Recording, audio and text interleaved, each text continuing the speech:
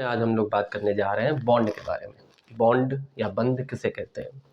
जैसे कि हम लोग देखते हैं कि हम लोगों के जो दोस्त होते हैं या जो भी हमारे दोस्त हैं, हम लोग आपस में जब देखते हैं तो बॉन्ड एक महत्वपूर्ण चीज़ हो जाती है। किसी भी दोस्ती में तुम्हारी दोस्ती कितनी अच्छी चल रही है यार, बहुत अच्छी दोस्ती है, सुनने में आता है, देखते हैं हम लोग, सुनते हैं, या तुम्हारा बॉन्ड बहुत मजबूत है, या तुम्हारे माता पिता के साथ बहुत अच्छा बॉन्ड है, बहुत अच्छा रिलेशन है। तो ये बॉन्ड आखिर होता क्या है ये बॉन्ड। केमिस्ट्री में भी बॉन्ड है, रियल लाइफ में भी बॉन्ड है। केमिस्ट्री पूरी तरीके से बॉन्ड से ही अगर बॉन्ड हमने समझ लिया केमिस्ट्री में तो आधी से ज़्यादा चीज़ें बॉन्ड के द्वारा समझ में आ जाती हैं केमिस्ट्री में। रियल लाइफ में भी हम लोग बॉन्ड के बारे में बात करते रहते हैं, यार इसके साथ बॉन्ड बहुत अच्छा है, जिसका दोस्त के साथ, अपने दोस्त के साथ बॉन्ड बहुत अच्छा होता है, उसके कहा जाता है कि तुम्हारी दोस्ती बहुत अच्छी है। भक्त का भगवान के साथ बॉन्ड बहुत अच्छा हो जाता है तो बहुत अच्छा भक्त हो जाता है। तो ये बॉन्ड है क्या आखिर। केमिस्ट्री की लैंग्वेज में अगर हम बात करें तो केमिस्ट्री की लैंग्वेज में 3 प्रकार के बॉन्ड बताए हैं, 3 प्रकार के बॉन्ड हो सकते हैं। सबसे पहला है आयनिक बॉन्ड, दूसरा है कोवलेंट और तीसरा है coordinate. Ionic bond, covalent bond और कोऑर्डिनेट बॉन्ड।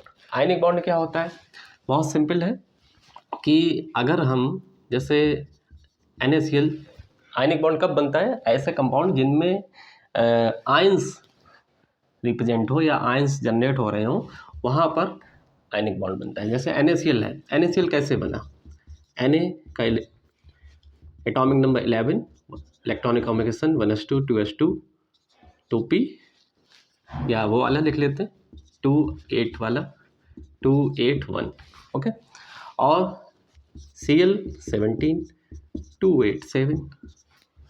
अब यहाँ पर ऑक्टेट रूल अगर हम लोगों ने पढ़ा है, वो पीछे पढ़ा होगा आप लोगों ने, तो ऑक्टेट रूल क्या कहता है कि हर एलिमेंट, हर एटम ये चाहता है कि उसके आउटरमोस्ट सेल में 8 इलेक्ट्रॉन हो, यही चाहता है ऑक्टेट रूल के अकॉर्डिंग।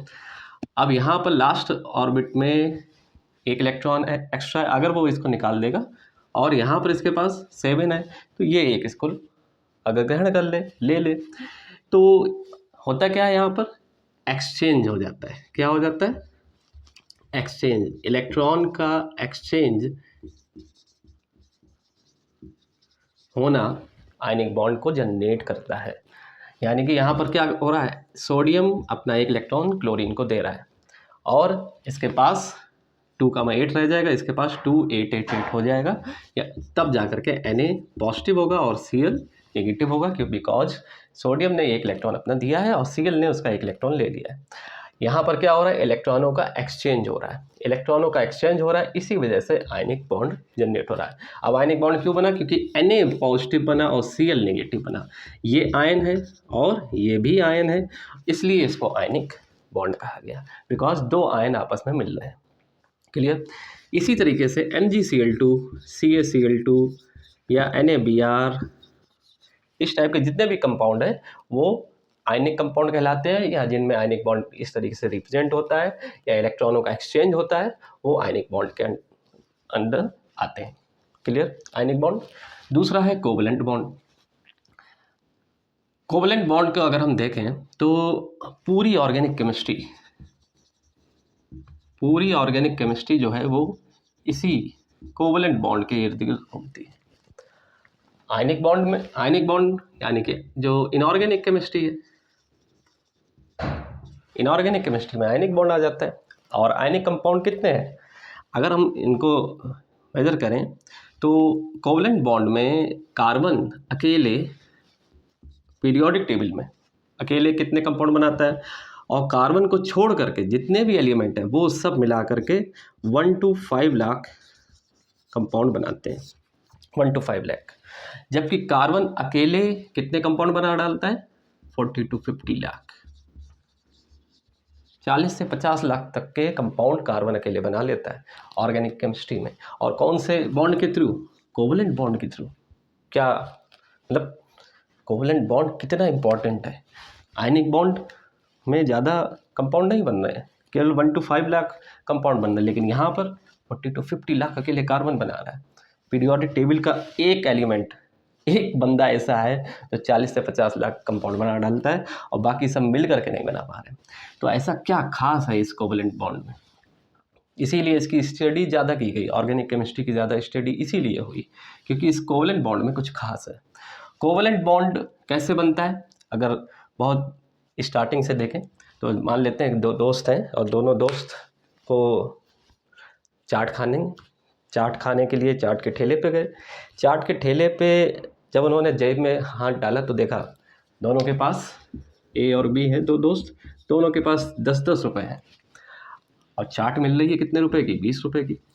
अब 20 रुपये की चाट है, उनके पास 10 रुपये है, तो क्या करेंगे? दोनों लोग आपस में अपने रुपयों को मिला करके 20 रुपये की पूरी चाट खरीदेंगे और साझेदारी के साथ दोनों मिल करके चाट खा लेंगे। इसे कहते हैं शेयरिंग। तो यहाँ पर इलेक्ट्रॉन क्या करेंगे? शेयरिंग करेंगे कोवलेंट बॉन्ड में। कोवलेंट बॉन्ड हमेशा कब बनेगा? जब इलेक्ट्रॉन शेयर करेंगे, अलग अलग एटम आपस में शेयर करेंगे। जैसे अगर केवल एक एक इलेक्ट्रॉन कोई एटम शेयर कर रहा है तो सिंगल बॉन्ड बनता है क्योंकि एक बॉन्ड में 2 इलेक्ट्रॉन होते हैं। इसी तरीके से जब 2 बॉन्ड होते हैं तो वहाँ पर कितने इलेक्ट्रॉनों की शेयरिंग हो रही है? 4, 2 और 2। और ट्रिपल बॉन्ड होता है तो कितने इलेक्ट्रॉनों की शेयरिंग हो रही है? 2 इसके, 2 इसके और 2 इसके, यानी कि एक एटम 3-3 इलेक्ट्रॉनों को शेयर कर रहा है। तो इस तरीके से ये single bond, double bond, triple bond ये कोवलेंट बॉन्ड के अंडर में ही आते हैं। कोवलेंट बॉन्ड इसका मतलब क्या हुआ? इलेक्ट्रॉनों की साझेदारी। अगर हम देखें कार्बन क्या बनाता है? सबसे फर्स्ट कंपाउंड CH4 बनाता है। अब कार्बन जो है उसके पास कार्बन का इलेक्ट्रॉनिक कॉन्फ़िगरेशन है 6 और 1s2 2s2 2p2। ये इसके पास बाहर आउटर मोस्ट ऑर्बिट में कितने इलेक्ट्रॉन है? 4 इलेक्ट्रॉन है। तो 4 बॉन्ड वो बनाता है। तो हाइड्रोजन हाइड्रोजन हाइड्रोजन हाइड्रोजन। अब यहाँ पर क्या हुआ? हाइड्रोजन के पास तो एक ही इलेक्ट्रॉन है क्योंकि उसका एटॉमिक नंबर 1 है। तो यहाँ पर कार्बन ने अपना एक इलेक्ट्रॉन रखा, हाइड्रोजन ने अपना एक इलेक्ट्रॉन रखा, यहाँ पर भी और यहाँ पर भी, और इस तरीके से इनके बीच में क्या बन गया? बॉन्ड जनरेट हो गया। ये कहलाता है कोवलेंट बॉन्ड। लुईस स्ट्रक्चर, जिसको आपने 11th में पढ़ा होगा, this is the Lewis structure. इस तरीके से शेयरिंग की जा रही है इलेक्ट्रॉनों की एटम्स के द्वारा, जैसे हम लोग करते हैं। हम लोग भी तो अपनी दुनिया में क्या करते हैं? तो बिजनेस, किसी को बिजनेस स्टार्ट करना है तो 2 लोग मिलकर के क्या करते हैं? भाई आधा पैसा हमारा, आधा पैसा तुम्हारा, और बिजनेस स्टार्ट कर दिया। या 4-5 लोग मिलकर के स्टार्ट करें तो यहाँ पर भी ऐसे कंपाउंड है जो 4-5 एलिमेंट आकर के अपने इलेक्ट्रॉनों की शेयरिंग करते हैं और कंपाउंड बना लेते हैं। यही चीज़ यहाँ पर है। सेम बिजनेस कर रहे हैं एक तरीके से कि 2 लोगों ने या 3 लोगों ने मिलकर के अपना अपना पैसा लगाया है और उसे प्रॉफिट कमा रहे हैं। वही सेम चीज़ यहाँ पर हो रही है। वहाँ पर पैसे का हिसाब किताब हो रहा है, शेयरिंग हो रही है। यहाँ पर इलेक्ट्रॉनों की, भाई जिसके पास जो है वही शेयर कर रहा है। तो कोवलेंट बॉन्ड जो है इस तरीके से इलेक्ट्रॉनों की शेयरिंग के बेस पे बनता है। लास्ट में आते हैं कोऑर्डिनेट। पहले इस तीनों को देख लेते हैं, फिर उसके बाद कोवलेंट बॉन्ड के ऊपर आएंगे, क्योंकि यही मेन चीज़ है कोवलेंट बॉन्ड। इसी को समझना है और यही कैसे ब्रेक होता है और इसके ऊपर कौन कौन सी थ्योरीज हैं। तो इसके ऊपर कौन कौन सी थ्योरीज हैं? BBT, वेस्पर,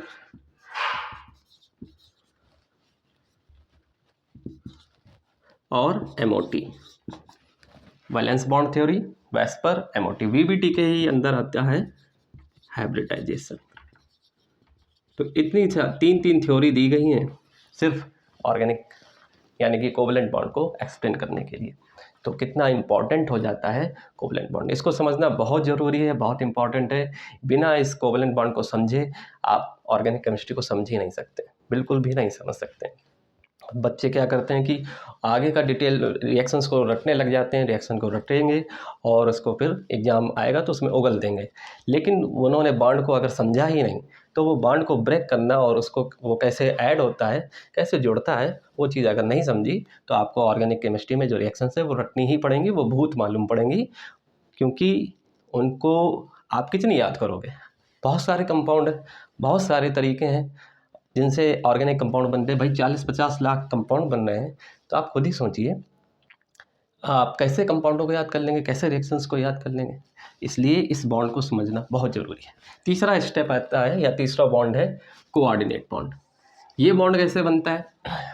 इस बॉन्ड का बनना जैसे हम लोगों की दुनिया में होता है, अगर आपके पास कुछ एक्स्ट्रा है, जैसे मान लेते हैं ए है, ये बहुत अमीर आदमी है और इसके पास एक्स्ट्रा धन है, और बी जो है वो बहुत गरीब आदमी है, तो वो ये क्या कर रहा है, ये क्या करेगा, ये अपने पैसे को दान करेगा अगर वो दानी है तो, वरना नहीं। अगर वो अपने पैसे को पूरी तरीके से डोनेट कर दे। यही एग्जाम्पल यहाँ पे ले लेते हैं, जैसे दो दोस्त हैं ए और बी, वही सेम चाट खाने गए, 10 रुपये इसके पास अब क्या है, इसको घर से 20 रुपये मिले और इसके पास एक भी पैसा नहीं है। अब चाट दोनों को खानी, तो चाट दोनों को खानी है, तो अब वो क्या करेगा, ये ए वाला पूरे पैसे दे देगा उस दुकानदार को, 20 के 20 रुपये, और चाट आ जाएगी और दोनों लोग मिलकर के खा लेंगे। अब यहाँ पर एक चीज़ हो गई, ये हो गया डोनर और ये हो गया एक्सेप्टर, यानी कि एक दाता होगा और एक ग्राही होगा। अब यहाँ पर दाता और ग्राही या डोनर एक्सेप्टर का भाव आ जाएगा, क्योंकि एक एलिमेंट, एक एटम अपने पूरे के पूरे लोन पेयर को वो डोनेट कर देगा। जैसे अब एग्जाम्पल यहाँ केमिस्ट्री में देखते हैं, जैसे NH3 है और NH3 में नाइट्रोजन के पास लोन पेयर होता है, वो पूरा का पूरा लोन पेयर किसको दे देता है, H पॉजिटिव को, और उसके क्योंकि H पॉजिटिव के पास एक भी इलेक्ट्रॉन नहीं है, एक इलेक्ट्रॉन था वो भी चला गया, बिल्कुल भिखारी हो गया, ये भिखारी है और ये देने वाला है, दाता है, तो ये क्या करेगा, बॉन्ड इसको बनाना है, दोनों को बॉन्ड बनाना है, दोनों को जुड़ना भी है, लेकिन इसके पास इलेक्ट्रॉन है नहीं, कुछ भी नहीं है साझा करने के लिए, देने के लिए। तो तीसरा कंडीशन, भाई अपने पास ये 3 रूप है, दुनिया में भी हैं, यहाँ पे भी हैं, तो ये क्या करेगा, नाइट्रोजन अपने इलेक्ट्रॉनों को पूरा डोनेट कर देगा। क्यों? क्योंकि इसके पास ये एक्स्ट्रा है। नाइट्रोजन की वैलेंसी 3 होती है और वो 3 हाइड्रोजन के साथ इसके जुड़ा हुआ है, तो इसकी अपनी ज़रूरत पूरी हो रही है नाइट्रोजन की, लेकिन फिर भी इसके पास एक्स्ट्रा रह गया है, तो ये हाइड्रोजन को दे रहा है, H पॉजिटिव को दे रहा है। यही हमारी ज़िंदगी में भी होना चाहिए। अगर हमारे पास सफिशिएंट है तो जो बच रहा है उसे हमें दान करना चाहिए। ये केमिस्ट्री हमें यही सिखाती है। अगर आप केमिस्ट्री को सही से समझ लें तो आप जीवन में भी बहुत अच्छे से सही कर जाएंगे। तो जो एक्स्ट्रा है उसको ज़रूर दान करिए। तो ये लोन पेयर H पॉजिटिव को दे देगा और क्या बन जाएगा, NH4 पॉजिटिव। अब यहाँ जो बॉन्ड बनेगा इनके साथ तो क्या है, ये कोवलेंट बॉन्ड है क्योंकि यहाँ पे शेयरिंग हुई है, लेकिन नाइट्रोजन के पास जो एक्स्ट्रा लोन पेयर था वो किसको दे दिया, H पॉजिटिव को दे दिया। अब ये कोऑर्डिनेट बॉन्ड बना, इसे हम इसी बॉन्ड के थ्रू, इसी एरो के थ्रू ही शो करते हैं। ये है हमारा कोऑर्डिनेट बॉन्ड और ये है हमारे कोवलेंट बॉन्ड। ओके, ये चीज़ समझ में आ गई, तीनों बॉन्ड समझ में आ गए होंगे। आयनिक बॉन्ड कब बनेगा, जब इलेक्ट्रॉन का एक्सचेंज होगा, जब हम, जैसे व्यवहार होता है हम लोगों के कि आज इस रिश्तेदारी में जा रहे हैं, और इस रिश्तेदारी में क्या होता है कि 10 रुपये हमारे बच्चे ने उसको दिए, हम लोगों ने उनके बच्चों को दिए, और 10 रुपये उन्होंने हमको दे दिए। या ऐसा होता है कि 50 रुपये हमने उनके बच्चों को दिए, तो सामने वाले ने क्या किया, 100 रुपये दे दिए, चढ़ा दिया कि अब तुम्हें अगली बार से हमें ज़्यादा देने पड़ेंगे। तो यहाँ वही आयनिक बॉन्ड बन रहा है, इलेक्ट्रॉन का एक्सचेंज हो रहा है, ठीक, पैसे का एक्सचेंज हो रहा है, यहाँ पे इलेक्ट्रॉनों का। ऑर्गेनिक केमिस्ट्री की बात करें, या सॉरी कोवलेंट बॉन्ड की बात करें, तो इसमें क्या होगा, इलेक्ट्रॉनिक की शेयरिंग होगी, साझेदारी होगी, दोनों अपने हिस्से के बराबर बराबर इलेक्ट्रॉनों को रखेंगे और एक बॉन्ड बनाएंगे। तीसरा कोऑर्डिनेट, यहाँ पर लेन देन खत्म है, केवल देना ही देना है, लेना कुछ नहीं है, सिर्फ देना है। एक डोनर हो जाएगा, एक एक्सेप्टर हो जाएगा, वो कोऑर्डिनेट बॉन्ड हो जाएगा। क्लियर हो गया होगा सभी को। इसके बाद आते हैं कोवलेंट बॉन्ड पर, कि कोवलेंट बॉन्ड क्या है, क्योंकि सबसे ज़्यादा अगर बात की जाए तो वो कोवलेंट बॉन्ड की ही है, कोवलेंट बॉन्ड। अब कोवलेंट बॉन्ड को समझाने के लिए केमिस्ट्री में हमारे 3 थ्योरी हैं। सबसे पहली है VBT, फिर है VSEPR, फिर उसके बाद आती है MOT। VBT valence bond theory,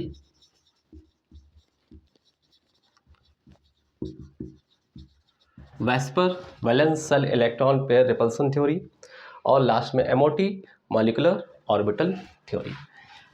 तीनों की अलग अलग खूबियां हैं, तीनों का अलग अलग यूज है। आप देख रहे हो कोवलेंट बॉन्ड कितना इंपॉर्टेंट है, जिसको एक्सप्लेन करने के लिए 3 थ्योरीज को बनाया गया। VBT किसने दी? VBT दी है इसमें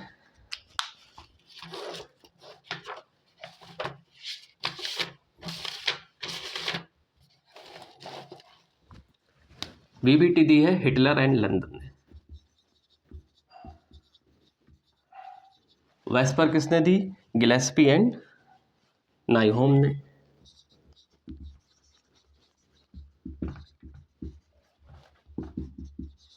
और लास्ट में MOT किसने दी?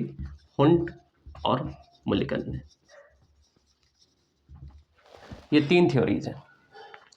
VBT में क्या बताया गया है?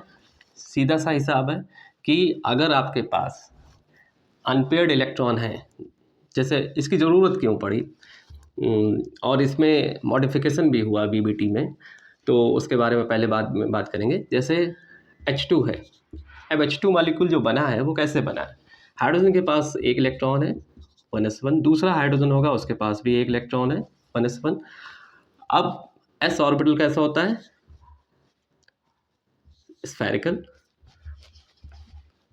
तो इसका जो ऑर्बिटल होगा ऐसा होगा, एक इलेक्ट्रॉन होगा दोनों में। अब यहाँ पर क्या होगा? दोनों आपस में ओवरलैप करेंगे। इसका मेन कॉन्सेप्ट VBT का यही है, ओवरलैपिंग। ओवरलैपिंग होगी यहाँ पर दोनों s ऑर्बिटल की, तभी तो जाकर के ये दोनों इलेक्ट्रॉन यहाँ पर पास में आ जाएंगे, और इस तरीके से SS ओवरलैपिंग के थ्रू ये सिंगल बॉन्ड हाइड्रोजन हाइड्रोजन के बीच में बन जाएगा, जिसे हम सिग्मा बॉन्ड भी कहते हैं। ओके, मेन चीज़ यहाँ पर क्या है? ओवरलैपिंग। तो ओवरलैपिंग SS के बीच, SP के बीच, PP के बीच, DD के बीच, HD के बीच, तो इस तरीके से अलग अलग ओवरलैपिंग होती हैं, और ओवरलैपिंग के बेस पे ही ये VBT ने इन मॉलिक्यूल्स को, कंपाउंड्स को एक्सप्लेन किया, उनके स्ट्रक्चर को एक्सप्लेन किया। लेकिन दिक्कत कहाँ पे आई? दिक्कत ये आई, जैसे और अनपेयर्ड इलेक्ट्रॉन की बात हुई, ओवरलैपिंग होगी किसकी होगी? अनपेयर्ड एटॉमिक ऑर्बिटल्स की। मेन कंडीशन यही है, बाकी और भी कंडीशंस हैं। अनपेयर्ड एटॉमिक ऑर्बिटल्स जो हैं उनकी ओवरलैपिंग होगी केवल। दिक्कत अब कहाँ पे आई? जैसे लेते हैं CH कार्बन को, कार्बन का एटॉमिक नंबर है 6, 1s2, 2s2, 2p2। अब यहाँ पर अनपेयर्ड इलेक्ट्रॉन अगर हम देखें तो कितने हैं? केवल यही 2 हैं, और ये 2s तो कम्प्लीटली फिल है, 2p में 2 इलेक्ट्रॉन हैं। तो इस हिसाब से इसके साथ केवल कितने हाइड्रोजन जुड़ने चाहिए? ओनली 2। तो क्या बनना चाहिए कंपाउंड? CH2, लेकिन बनता नहीं है। बनता क्या है? बनता क्या है? CH4। सेम इसी तरीके से दूसरा एग्जाम्पल ले लेते हैं Be का, बेरिलियम का। बेरिलियम का कितना एटॉमिक नंबर होता है? 4। इलेक्ट्रॉनिक कॉम्बिनेशन बनेगा 1s2, 2s2। यहाँ पर तो इसके पास कोई भी अनपेयर्ड इलेक्ट्रॉन नहीं है, फिर भी ये कंपाउंड बनाता है BeCl2। हाउ? कैसे? इसी चीज़ को फिर एक्सप्लेन किया पाउलिंग और स्लेटर ने, किसके थ्रू? एक बहुत ही फेमस कॉन्सेप्ट, हाइब्रिडाइजेशन। हाइब्रिडाइजेशन के थ्रू, जो कि एक बहुत ही इम्पॉर्टेंट कॉन्सेप्ट बना VBT का, पॉलिंग ऑसिलेटर ने इसमें मॉडिफाई किया, क्योंकि ऐसे बहुत सारे कंपाउंड थे जिनके पास कोई भी अनपेयर्ड इलेक्ट्रॉन नहीं है, कोई भी अनपेयर्ड एटॉमिक ऑर्बिटल नहीं है, फिर भी वो कंपाउंड बना रहे हैं। कैसे बना रहे हैं? तो उसमें मॉडिफिकेशन, क्योंकि कोई भी थ्योरी आती है तो उसमें मॉडिफिकेशन होता रहता है, यही साइंस है। वो आगे धीरे धीरे बढ़ती चली जाती है। कुछ बच्चे कहते हैं कि ये बन गया तो फिर ये क्यों पढ़ाया, ये क्यों पढ़ाया, वो क्यों पढ़ा, वो मॉडिफिकेशन होता चला जाता है। कोई भी चीज़ बनती है तो उसमें मॉडिफिकेशन होना ज़रूरी है और होगा, हमेशा होगा, तो उसके लिए हमेशा तैयार रहना चाहिए। पॉलिंग ऑसिलेटर ने इस चीज़ में मॉडिफाई किया वीबीटी को, तो ये पूरी वीबीटी कहलाती है। इसको जोड़ करके ही फिर देखते हैं, इसी को इसमें ऐड कर दिया गया हाइब्रिडाइजेशन को। तो CH4 कैसे बना? अब CH4 ऐसे बना कि यहाँ पर फिर उन्होंने ये बताया कि कार्बन जो है वो ग्राउंड स्टेट में है यहाँ पर, फिर इसके बाद आ जाता है एक्साइटेड स्टेट में, और एक्साइटेड स्टेट में ये 2s के 2 इलेक्ट्रॉन जंप कर जाते हैं, या यहाँ पर 2 इलेक्ट्रॉन है और वो एक इलेक्ट्रॉन हायर एक्साइटेड हो जाएगा, यानी कि हायर एनर्जी लेवल में या 2p में चला जाएगा। अब इसके पास ये 1s हो गया, ये 2s, ये 2p। अब इसके पास 4 अनपेयर्ड इलेक्ट्रॉन मौजूद हैं और अब यहाँ पर 4 हाइड्रोजन ऐड हो सकते हैं, और इस तरीके से CH4 कंपाउंड बनता है। सेम इसी तरीके से BeCl2 में इसके आगे क्या आएगा? 2p आएगा जो कि वैकेंट होगा, और इसमें भी एक इलेक्ट्रॉन 2p में आ जाएगा, एक्साइटेड हो जाएगा, और यहाँ पर अब 2 Cl इसके साथ ऐड हो सकते हैं। तो इतनी बात क्लियर हुई होगी आपको कि VBT का मेन कॉन्सेप्ट ओवरलैपिंग का है, और उस ओवरलैपिंग में भी किस चीज़ को मॉडिफाई किया पॉलिंग ऑसिलेटर ने? हाइब्रिडाइजेशन को। यानी कि बहुत बड़ी एक जो दिक्कत थी किसी कंपाउंड को एक्सप्लेन करने की, उसकी ज्योमेट्री को बताने की, फिर हाइब्रिडाइजेशन के थ्रू उनकी ज्योमेट्री भी बताई जा सकती है। क्योंकि जो जो हाइब्रिडाइजेशन आएगा, जैसे sp, sp2, sp3, sp3d, sp3d2, sp3d3, ये जितने भी हाइब्रिडाइजेशन आएंगे इनकी एक एक ज्योमेट्री होगी। जैसे sp की क्या होगी? लीनियर, इसके बारे में डिटेल में बात करेंगे। sp2 की ट्राइगोनल प्लेनर, sp3 की टेट्राहेड्रल, sp3d की sp3d ट्राइगोनल बाइपिरामिडल,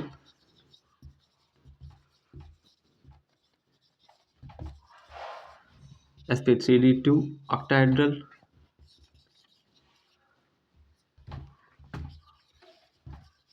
और sp3d3 पेंटागोनल बाइपिरामिडल।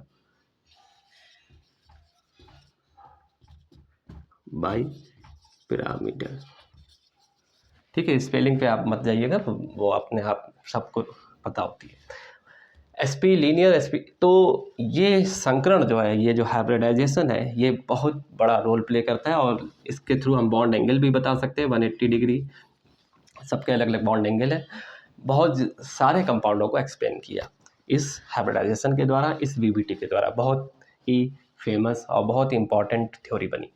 लेकिन लेकिन लेकिन अब अगर हम आपसे कहें कि यहाँ पर NH3 को लेते हैं, NH3 को देख करके ये लग रहा है कि यहाँ पर 3 हाइड्रोजन है, 3 सिग्मा बॉन्ड है, और इसके हिसाब से इसका संकरण या इसका हाइब्रिडाइजेशन क्या होना चाहिए? sp2 होना चाहिए, क्योंकि 1 2 3, s का 1 2 का 1 यानी कि 3। ओके, sp2 हाइब्रिडाइजेशन होना चाहिए, ट्राइगोनल प्लेनर इसकी ज्योमेट्री होनी चाहिए, लेकिन होती नहीं है। क्यों? क्योंकि यहाँ पर आ जाता है एक लोन पेयर, और वो लोन पेयर इस पूरी कहानी को डिस्टर्ब कर देता है। तो ऐसे बहुत सारे कंपाउंड हैं, जैसे H2O। अब यहाँ पर इसके पास 2 लोन पेयर है। अब ये 2 लोन पेयर क्या करते हैं? ये इसकी कहानी को और डिस्टर्ब कर देते हैं। तो VBT का जो कॉन्सेप्ट है, हाइब्रिडाइजेशन का जो कॉन्सेप्ट है, वो इन कंपाउंड्स के पास, जिनके पास क्या है?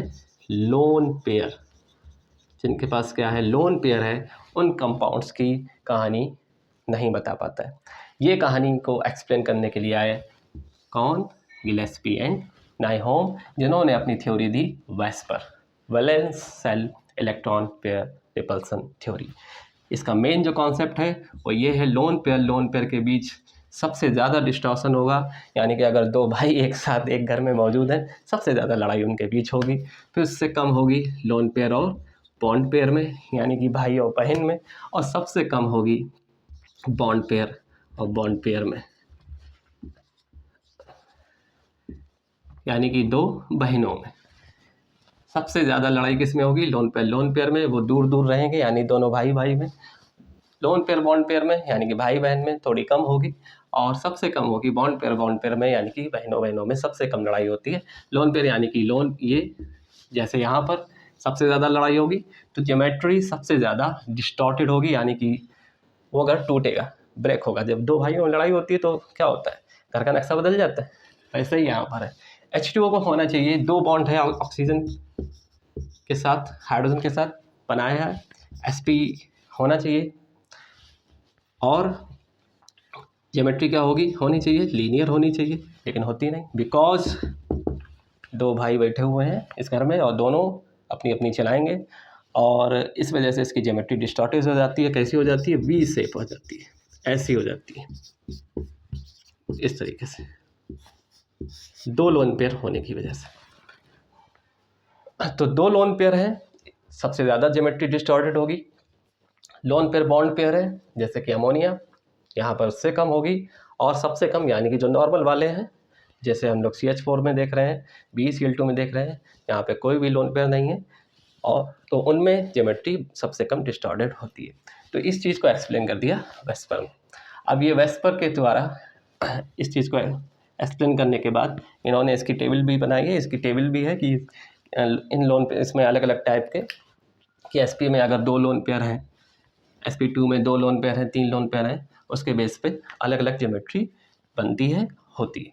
उसके बारे में बात करेंगे बाद में, लेकिन ये चीज़ जो आपको समझ में आ गई होगी कि VBT क्यों आई, VBT कहाँ पर फेल हुई, वेस्पर का क्या रोल है, और उसके बाद MOT क्यों आई, उसके बारे में आगे बात करेंगे।